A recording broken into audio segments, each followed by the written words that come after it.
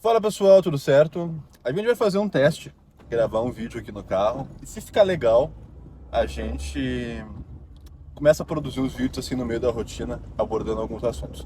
Acontece que eu não trouxe o microfone, então eu vou precisar de um feedback de vocês também sobre as tremidas que acontecem, né? Mas vamos lá. Eu queria falar nesse vídeo sobre ferramentas, tá? Porque ainda existe toda uma confusão no Brasil sobre o uso das ferramentas. Algumas pessoas usam algumas ferramentas, algumas pessoas afirmam que elas são boas, outras pessoas, elas negam completamente o uso daquela ferramenta. E elas negam ao ponto de dizer, tipo assim, ó, eu uso, mas só em casos muito específicos com aquele cão. E eu quero trazer uma reflexão lógica com vocês que é bem simples, que é o seguinte: uma ferramenta, para ela ser boa, ela tem que ser justa com o cão, ou seja, ela não pode causar ferimentos no cão de forma permanente e de preferência nem de forma pontual. Ela não pode quebrar emocionalmente aquele cão de forma traumática, ou seja, você usa aquela ferramenta e aquele cão nunca mais se recupera, tá? Falando de ferramentas negativas. E também mesmo de ferramentas positivas, a ferramenta ela não pode gerar um mal para o cão no longo prazo, tá? E eu quero trazer uma reflexão com você. Imagina a ferramenta mais feia que nós temos, que é o colar de espinhos, a prong collar. A prong collar, ela pode gerar ferimentos físicos no cão imediatos? Não, dificilmente, tá? Ela pode gerar ferimentos físicos no cão no longo prazo? Não, dificilmente. Usado da maneira correta, nem pontualmente e nem no longo prazo.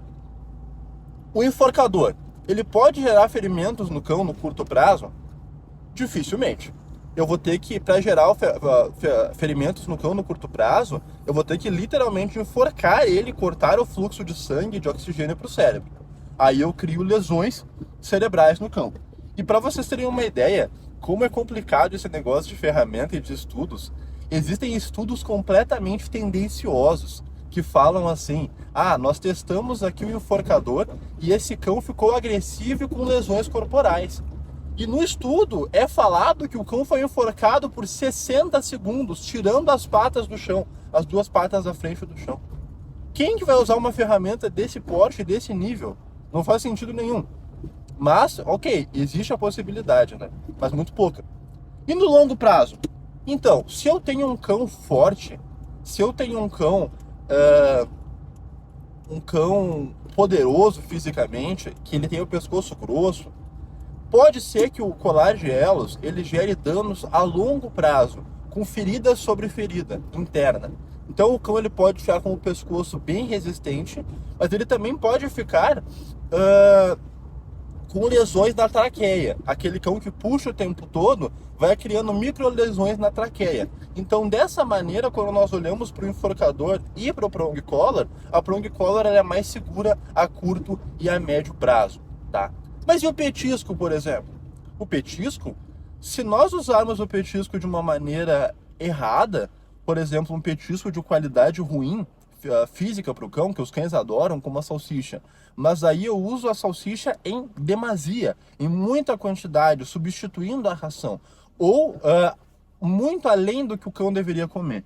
E eu uso aquele petisco em excesso durante a primeira infância do cão, eu posso gerar problemas de saúde para o cão no longo prazo. Eu posso deixar um cão obeso, posso deixar um cão com um paladar difícil. Então até o petisco, uma das ferramentas, pode ser ruim para o cão a longo prazo. Agora eu imagino para você o seguinte: imagina que uma briga de casal passional, a mulher pegou e deu com um martelo na cabeça do marido. A ferramenta é ruim? Ou aquela situação foi ruim? Imagina que num acidente, tu está andando de carro, tá? E alguém bate em você com o carro. Ou atropela você quando você está caminhando. Aquela pessoa estava bêbada. O carro é ruim, a bebida é ruim? Ou foi uma união desses fatores e um mau uso das duas? Então, as ferramentas, elas são, no fundo, uma forma de você usar. Se você usar bem, você vai ter problemas muito pequenos, ou até nenhum. Se você usar de forma ruim, você pode ter problemas imediatos ou a longo prazo. Mas mais do que isso, eu entendo o seguinte, essa é a minha reflexão. Não, vou deixar minha reflexão mais pro final. Existe ainda um outro detalhe que é o seguinte, pensa comigo. Existem muitos profissionais na área. Quando eu falo profissional, é alguém que presta um serviço em troca de retorno financeiro. Eu não falo no sentido profissional de um serviço acima da média e etc. Existem muitos profissionais na área que seguem linhas completamente esquecidas do adestramento. Sim, que usam apenas enforcador, apenas prong collar, apenas estímulo negativo. Isso aí no mundo moderno do adestramento, em linhas que derivam do esporte, balance dog training, treino equilibrado, tá? Treinamento positivo, treinamento misto, do esporte, como eu citei, dificilmente você vai ver alguém que faz isso. Não faz sentido a pessoa usar só estímulo negativo, tá? Só estímulo negativo, ainda mais com um cão que permite outras funções. Existem cães que exigem só isso? Existem, mas são a extrema exceção. Mas essas pessoas postam conteúdos montando nos seus cães, enforcando os seus cães, e essas pessoas, elas ajudam a criminalização dessas ferramentas. E às vezes eu penso que uma ferramenta sendo proibida pode ser algo bom por impedir que essas pessoas usem essas ferramentas. Mas aí eu lembro que isso não vai impedir que as pessoas usem as ferramentas. Não vai impedir. Talvez impeça que elas gravem. Mas pode impedir pessoas boas que querem fazer as coisas bem a usarem esse tipo de ferramenta. Tá? E para concluir, eu quero fazer o seguinte com você. Às vezes as pessoas me perguntam assim, pô, Eliel, eu vi que o seu aluno começou a usar a prong collar com 90 dias do filhote. Começou a usar a prong collar com 120 dias. Que você já chega direto com a prong quando vai adestrar presencialmente. Por que você não usa outras ferramentas? E a minha reflexão é o seguinte, ó. Se a ferramenta é boa para o cão, é boa para mim, e ela vai permitir que o cão evolua rapidamente. Se o cão evoluir rapidamente, ele vai rapidamente poder remover aquela ferramenta do uso dela negativo, pode ter uma ferramenta de controle depois apenas.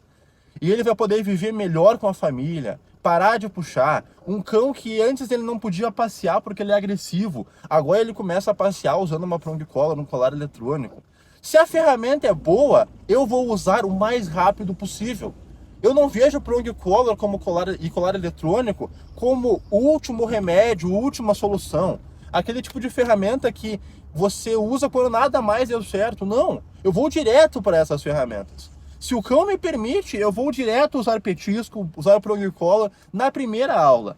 Porque eu não quero ir testando com o cão o que funciona. Ok, poderia ser feito com uma guia unificada, poderia ser feito com um colar de elos? Claro que pode, mas vai levar mais tempo. Porque essas outras ferramentas, elas precisam de um profissional com a mão ali.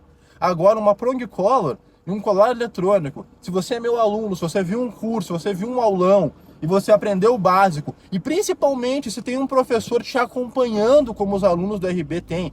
Os alunos do RB têm meu contato pessoal, eles podem mandar vídeos diariamente usando as ferramentas.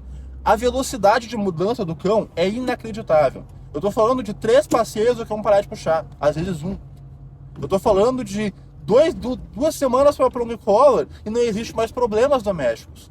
Então, se a ferramenta é tão boa, eu não vejo por que não tá usando. Agora eu quero fazer o seguinte, uma pergunta para você. Você usa alguma dessas ferramentas? Já teve alguma experiência?